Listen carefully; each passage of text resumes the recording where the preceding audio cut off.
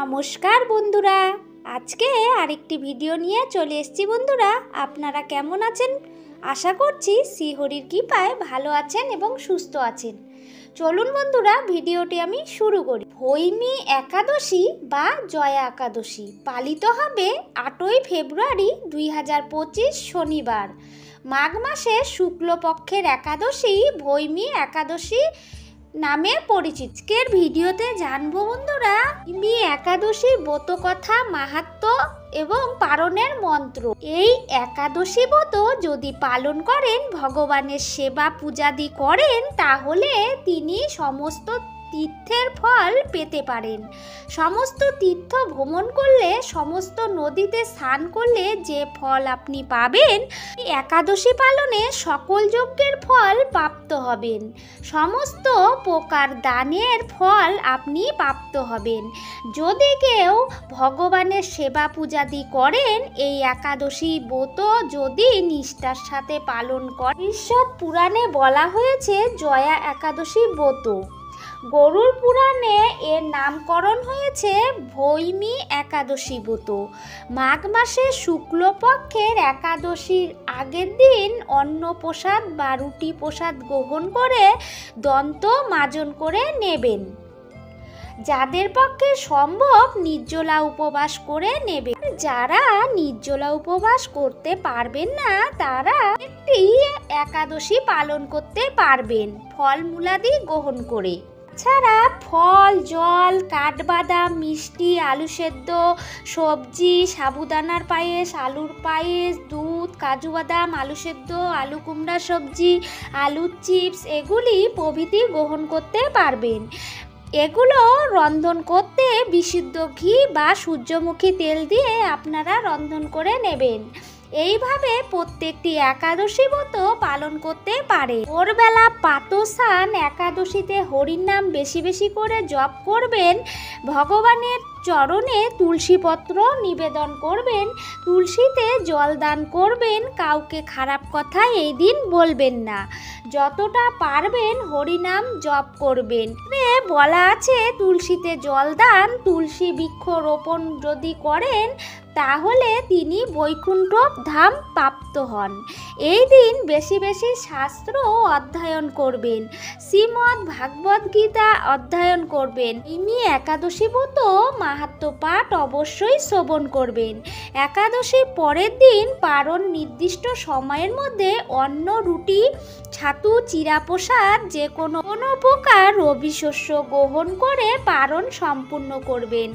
একাদশীর দিন পঞ্চ রবি শস্য গ্রহণ করা বর্জনীয়, তাই পারণের সময় ও সমাপনের জন্য যে কোনো রবি শস্য গ্রহণ করতে হয়। এর বেলা শোবেন না। একাদশীর দিন বেশি বেশি করে হরিনাম জপ করবেন। আরে জেনে নেই জয়া একাদশীর ব্রত মাহাত্ম্য কথা। মাসে শুক্লপক্ষে জয়া একাদশী ব্রত মাহাত্ম্য ভবিষ্যৎ পুরাণে যুধিষ্ঠির শ্রীকৃষ্ণ সংবাদ রূপে বর্ণিত আছে। শ্রী গরুর পুরাণে মাঘ মাসের শুক্লপক্ষের একাদশী তিথিকে ভৈমী একাদশী নামে অভিহিত করা হয়েছে।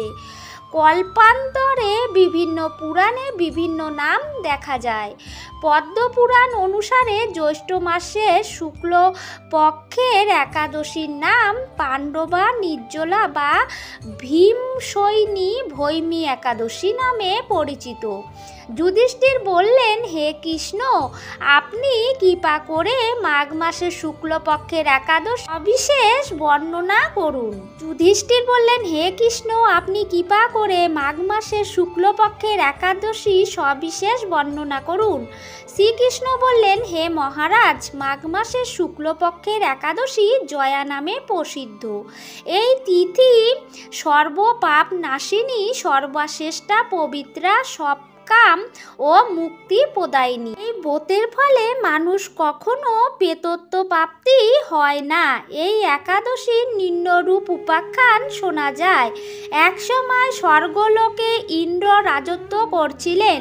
সেখানে অন্য দেবতারাও বেশ সুখী ছিলেন। তারা পারিজাত পুষ্প শোভিত নন্দন কানন অপ্সরাদের সাথে বিহার করতেন। একদিন 50 কোটি অপ্সরা নায়ক দেবরাজ দেবরাজ ইন্দ্র স্বেচ্ছায় আনন্দ ভরে তাদের নৃত্য করতে বললেন। নৃত্যের সাথে গন্ধর্বগণ গান করতে লাগলেন।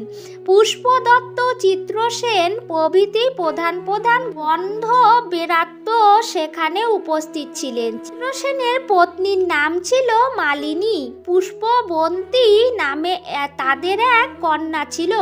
পুষ্পদত্তের পুত্রের নাম মাল্যবান। এই মাল্যবান পুষ্পবন্তীর রূপে মুগ্ধ হয়েছিল। পুষ্পবন্তী পুনঃ পুনঃ কটাক্ষ দ্বারা মাল্যবানকে বশীভূত করেছিল। ইন্দ্রের প্রতিবিধানের জন্য তারা দুজনেই নৃত্য গীতের সেই সভায় যোগদান করেছিল, কিন্তু একে অপরের প্রতি আকৃষ্ট থাকায় উভয়েরই চিত্ত বিভ্রান্ত হচ্ছিল। সেখানে পরস্পর কেবল দৃষ্টিবদ্ধ অবস্থায় দাঁড়িয়ে থাকলো। ফলে গানের ক্রম বিপর্যয় ঘটল। তাদের এই রকম তাল মান ভঙ্গভাব দেখে তারা যে পরস্পর কমাসক্ত হয়েছে, দেবরাজ ইন্দ্র তা বুঝতে পারলেন। তখন ক্রোধবশে তিনি তাদের অভিশাপ দিলেন, রে মিঢো, তোমরা আমার আজ্ঞা লঙ্ঘন করেছ, তোমাদের ধিক। এখনই তোমরা পিশাচযোনি লাভ করে মর্ত্যলোকে নিজ দুষ্কর্মের ফল ভোগ করো। ইন্দ্রের অভিশাপে তারা দুজন দুঃখিত মনে হিমালয় পর্বতে বিচরণ করছিল।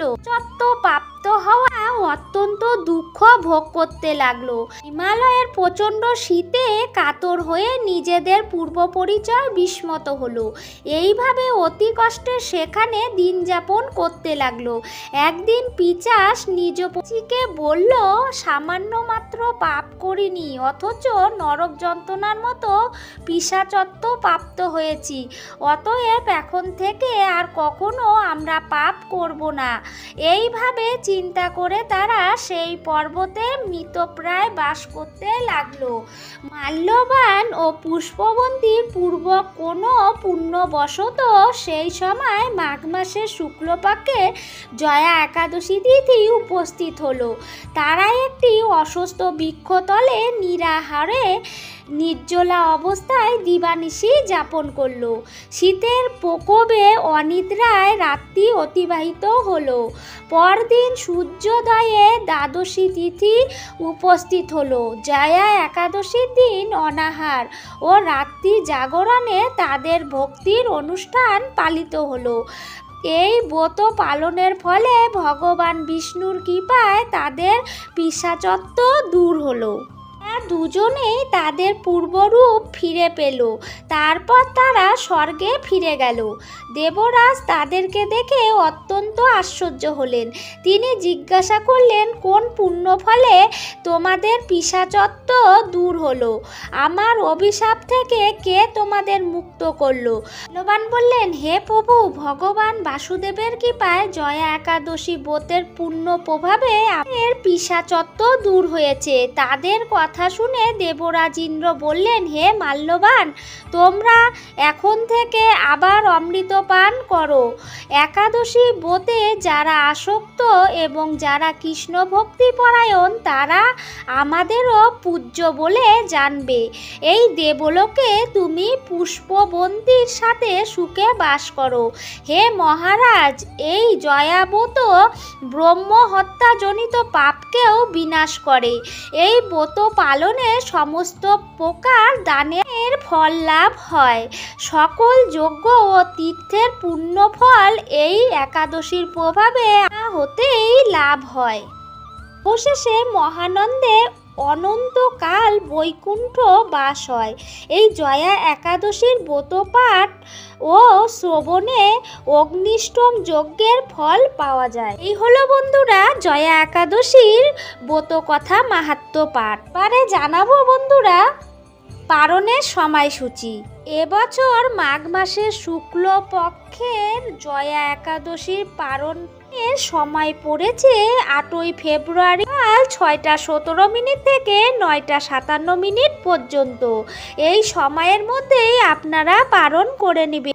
মন্ত্রটি হচ্ছে একাদশ নিরাহার বোতে নানেন কেশব প্রসিদ্ধ সুমুখ নাথ জ্ঞান দৃষ্টি পদভব। সকালবেলা স্নান সেরে শুদ্ধ বস্ত্র পরে এই মন্ত্রটি জপ করার পরে সমাপন করবেন। ভিডিওটি আমার এই পর্যন্তই বন্ধুরা। ভিডিওটি ভালো লাগলে লাইক কমেন্ট শেয়ার করবেন, সকল বন্ধুদের মাঝে শেয়ার করে দিবেন। সবাই ভালো থাকবেন, সুস্থ থাকবেন। রাধে রাধে বন্ধুরা।